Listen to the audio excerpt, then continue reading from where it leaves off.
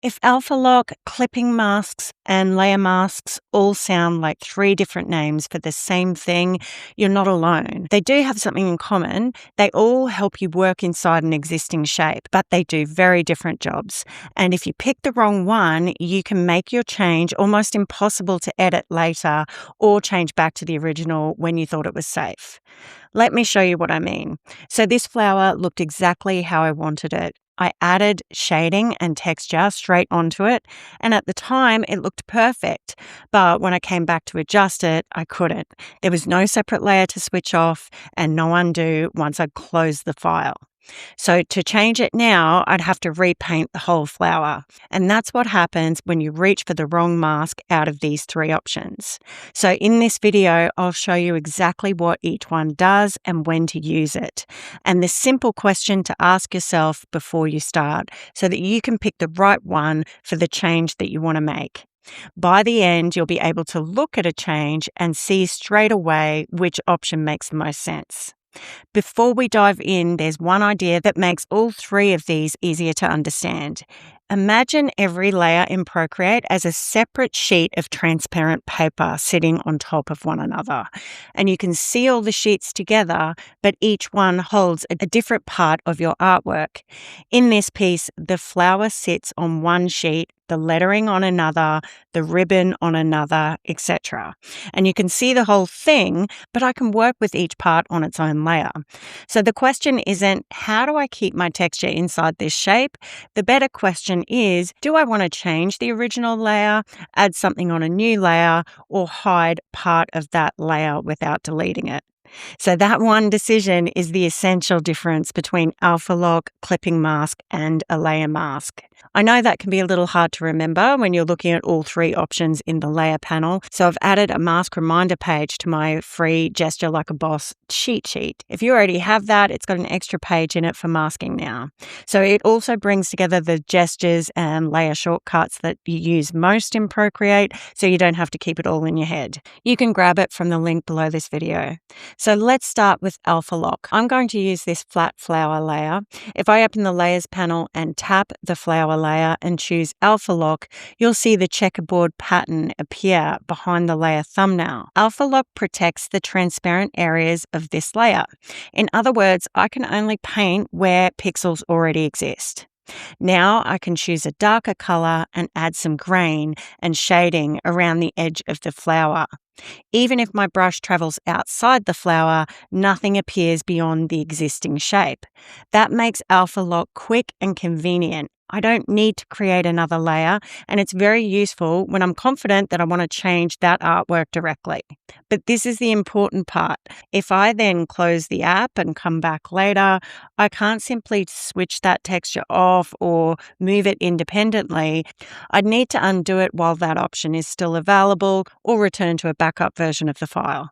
So alpha lock is fast, but it gives me less flexibility. There is one job it's perfect for though, and it's one of the ways I use alpha lock most often. If I want to recolor this whole flower, I don't even need to paint. With alpha lock on, I choose my new color, tap the layer, and choose Fill Layer.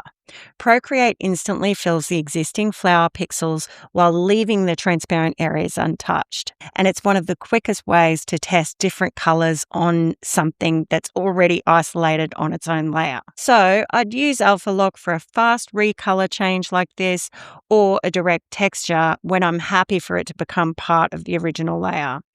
If I want to keep the flower intact and experiment without touching it, I would choose a clipping mask instead. I've added this darker grain and shading inside of the flower, but the original flower is still completely untouched underneath. The flower is my base or my parent layer, and its pixels create the shape I want to stay inside. So I can now create a new layer directly above it for this texture. This is the layer that I can tap and turn into a clipping mask.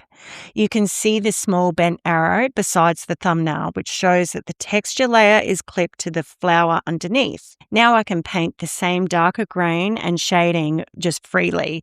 Procreate only reveals the part of the texture that overlaps the visible flower on that parent layer below. And the texture is sitting on its own layer. So I I can switch it off or lower its opacity, change its blend mode, erase parts of it, or remove it entirely. And the original flat flower is still untouched underneath. I can also use the transform tool to move the texture around. As I move it, Procreate continues to reveal only the part that overlaps the flower below. That makes it easy to reposition a patch of green, a highlight, or a color effect without repainting it. So this is why clipping masks are so useful for texture and shading or highlights and color experiments. The flower provides the shape and the clipped layer provides the effect. They have two different jobs, so keeping them separate gives you more control. The order of the layers matter here, so let me break it. If I drag this texture layer away from the flower and place it above a different layer, it no longer uses the flower as its parent, so the mask is removed entirely. I'll move its position back directly above the flower, tap on the layer, choose clipping mask again, the bent arrow returns to the textured layer, and the texture appears inside the flower again. If your own clipping mask isn't working, check these three things. Make sure the effect layer is directly above the layer you want to use as the parent shape, and make sure that that parent layer contains visible pixels. Make sure you've selected the effect layer before choosing clipping mask. And you can also place more than one clipping mask above the same base layer. For example, I could keep this dark grain on one clipped layer and add a small highlight on another. Both remain controlled by the same flower shape, but I can adjust them independently. So far, Alpha Lock and clipping mask have both helped me add something inside an existing shape. A layer mask does a different job. I use a layer mask when I want to hide part of my artwork without permanently erasing it. I'll tap this stem layer and choose mask, and Procreate adds a white mask attached to the layer. The white mask means the whole layer is still currently visible. Now, I make sure the mask thumbnail is selected and not the artwork itself. This is an easy detail to miss, but an important one, so you've got to select the mask. On a layer mask, black hides and white reveals. So with black ink selected, I can draw a fine line through the center of this leaf. It looks as though I've erased a vein from the leaf, but I haven't deleted those pixels, I've only hidden them. The background underneath is showing through the hidden area, and if I hide the mask, the complete original leaf appears again. So if I turn the mask back on and decide I've hidden too much or I want to change it, I can change my color back to white and just paint over that area again, and the hidden artwork returns. The real value of a layer mask is it's a non-destructive way of working because the original artwork is still there. Black hides and white reveals. A layer mask is helpful when you want to remove part of the shape visually, create cutouts, tuck one element behind another, or clean up an edge, or test a change without actually deleting the artwork. The most common problem is painting on the wrong thumbnail. So before you begin, look for the blue highlight in the Layers panel. Make sure the mask itself is selected. Let me put all three methods together because this is the part to remember. Ask yourself what you want to do with the original artwork. If you want to make a fast change directly on pixels that already exist, use Alpha Lock. If you want to add color, texture, shading, or highlights on a separate editable layer, use a clipping mask. And if you want to hide part of the original without deleting it, then you use a layer mask. That's your main decision. The right choice just depends on the job I need to do. If you're learning lettering and Procreate at the same time and would like a clear place to begin, I'd love you to join me for my free 45-minute iPad calligraphy workshop. I'll show you how the lettering process works from the beginning and help you build a proper foundation. So click the link below to register and I'll send you instant access to that workshop.